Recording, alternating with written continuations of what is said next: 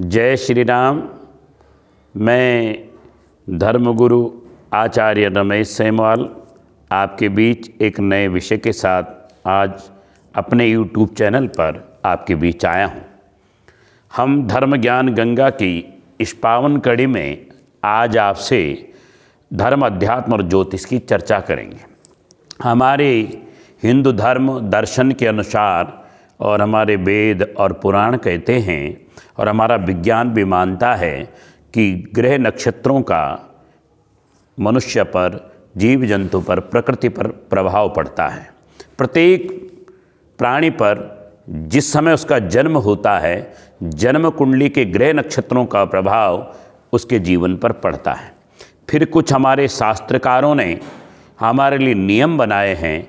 उन नियमों के द्वारा हम जीवन को कल्याण कैसे करें, जीवन में ऊर्जा कैसे प्राप्त करें, हमारे धर्म ग्रंथों में हमारे ऋषि मुनियों ने हमारे लिए कुछ मापदंड स्थापित किए हैं।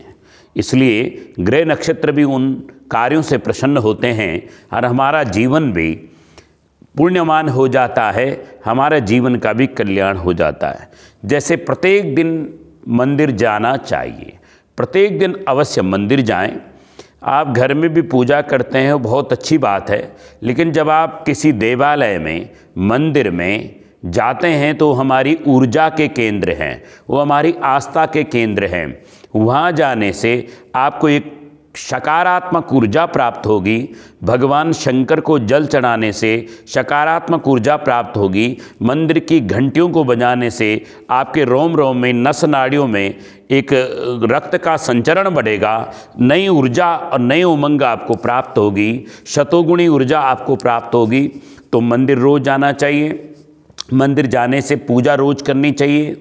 मंदिर जाने से सकारात्मक विचार उत्पन्न होते हैं।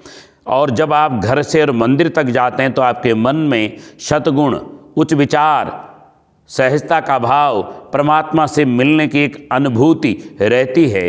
इसलिए रोज़ मंदिर अवश्य जाएं। यह विशेष दिन कोई तय कर लें कि हम सोमवार को जाएंगे, मंगलवार को जाएंगे। वैसे तो रोज़ मंदिर जाना चाहिए प्रत्येक हिंदू जनमानस को। और अगर आपको कोई परेशानी है तो आप कोई दिन तय कर लीजिए, सोमवार को जाएंगे, मंगल को जाएंगे। तो हफ्ते में तो एक दिन जरूर ही जाना चाहिए और शतोगुणी ऊर्जा ग्रहण करनी चाहिए। आपके घर में शंख अवश्य होना चाहिए। शंख बजाने से आपके फेफड़ों में श्वासासन होता है, आपके मनोमस्तिष्क के विकार समाप्त होते हैं। शंख बजाने से घर का वातावरण भी शुद्ध और पवित्र होता है, निगेटिविटी समाप्त होती है, पॉजिटिविटी यानी सकारात्मकता घर में ऊर्जा बढ़ती है, सतोगुणी ऊर्जा बढ़ती है, सकारात्मकता बढ़ती है, चैतन्यता और दिव्यता आती है। तो शंख घर में बजना चाहिए।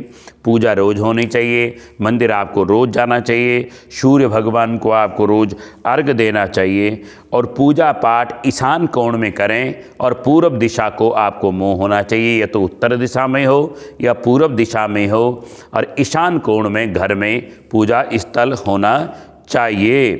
पूजा स्थल ईशान कोण में होगा और तो बहुत आपको भगवान शिव का और देवताओं का आशीर्वाद मिलेगा। और प्रत्येक दिन आपको भगवान को जैसे तिलक करते हैं वैसे आपको जरूर तिलक करना चाहिए। हमारे ज्ञान तंतुओं का विचारक केंद्र भ्रुकुटी और ललाट का मध्य भाग है।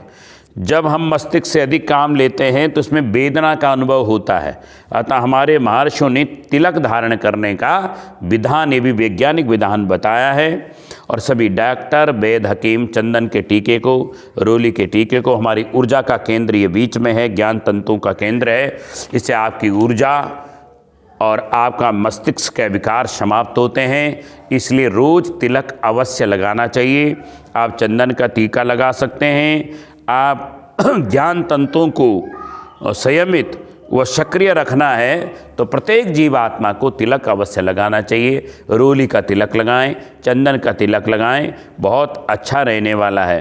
तो मैंने कहा भगवान सूर्य को अर्घ्य देना, शंख बजाना, प्रत्येक दिन भगवान की पूजा करना, मंदिर जाना, तिलक लगाना, भगवान की आरती करनी, भगवान की परिक्रमा करनी, भगवान को तुलसा दल चढ़ाना, पुष्प से भगवान की पूजा करना, आचमन लेना, जैसे मैंने एक वीडियो में बताया भी था कि आचमन जरूर लेना चाहिए भगवान का स्नान करने के बाद।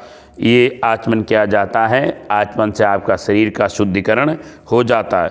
और जूते पहन करके कभी भी भोजन न करें, जूते पहनकर कभी भी भोजन नहीं करना चाहिए।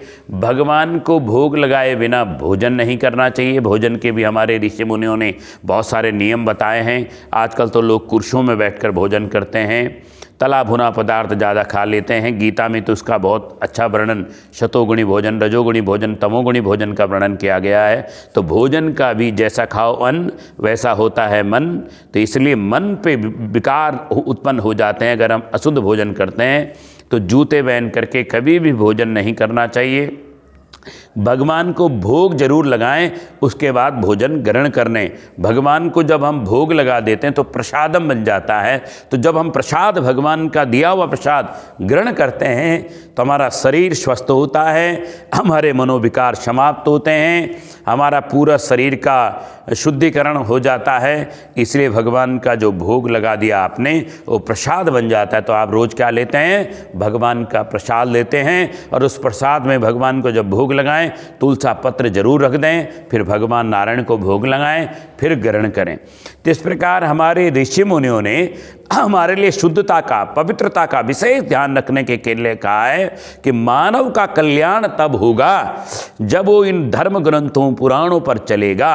हमारे धर्म ग्रंथों में चाहे श्री रामचरितमानस हो, श्री गीता जी हों, अग्नि पुराण हो, वायु पुराण हो, मार्कंडेय पुराण हो, श्रीमद् भागवत पुराण हो, गरुड़ पुराण हो, ये ब्रह्मांड पुराण हो, ये सब पुराण मानव कल्याण के लिए हैं। जीवात्मा अपना कल्याण करे तो भोजन में किस प्रकार खाना चाहिए? शुद्ध सात्विक भोजन होना चाहिए, तामसिक भोजन नहीं होना चाहिए। भगवान को भोग लगाना चाहिए, सूर्य भगवान को रोज़ अर्घ देना चाहिए, शंख प्रत्येक परिवार में बजना चाहिए, तुलसा दल भगवान को चढ़ना चाहिए, तिलक आपको हमेशा करना चाहिए, चोटी जरूर रखनी चाहिए, प्रत्येक पुरुष वर्ग को चोटी भी जरूर रखनी चाहिए, और घर में पूजन होना चाहिए, मंदिर जरूर जाना चाहिए, और मंत्र जाप जरूर आप रोज़ करें, ध्यान करें।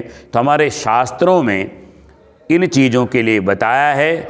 और मुख्यतः मुझे आज ये वीडियो इस विषय पर बनाया है कि प्रत्येक मनुष्य को भगवान के मंदिर जरूर जाना चाहिए।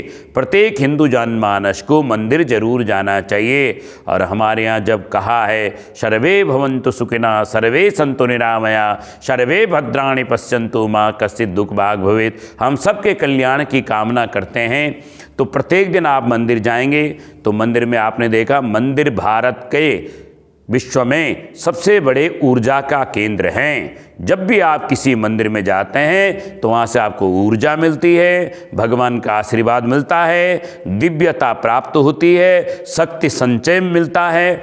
तो मंदिर जरूर जाना चाहिए। कुछ लोग कहते हैं हम परेशान हैं, डिप्रेशन में हैं, मानसिक द्वंद्व में हैं, हमें भय लगता है, घबराहट होती है, चिंता है, मानसिक द्वंद्व, उन सब का निवारण भगवान के द्वार पे रोज जाओ और वहाँ हनुमान चालीसा का पाठ करो, दुर्गा चालीसा का पाठ करो, भगवान शंकर के मंत्रों का जाप करो, ध्यान करो। तो मंदिर जरूर जाना चाहिए। वहाँ से आपको शक्ति मिलेगी, भक्ति मिलेगी, चैतन्यता मिलेगी, दिव्यता मिलेगी, कर्म करने की शक्ति मिलेगी, विद्या मिलेगी, बुद्धि मिलेगी, बल मिलेगा, ऐश्वर्य मिलेगा, भक्ति मिलेगी। तो आपको दिव्यता चाहिए, सौम्यता चाहिए, धन संचय चाहिए, विद्या चाहिए, वाणी चाहिए, तो भगवान के मंदिर में जरूर जाना चाहिए। मंदिर में जाने से शतोगुणी ऊर्जा मिलेगी। विज्ञान भी मानता है जब हम किसी पॉजिटिव जगह जाते हैं, जब हम किसी सकारात्मक स्थान पे जाते हैं, जब हम सुंदर और शुद्ध पवित्र स्थान पे जाते हैं तो हमें दिव्यता प्राप्त होती है। तो वहाँ मंदिर में जा कर के भगवान के चरणाबिंदों का चिंतन करते हुए जब आप घर जाएंगे तो एक पॉजिटिविटी लेके जाएंगे, भगवान का आशीर्वाद लेके जाएंगे। तो रोज़ भगवान के मंदिर अवश्य जाएं। इन्हीं शब्दों के साथ बहुत बहुत धन्यवाद।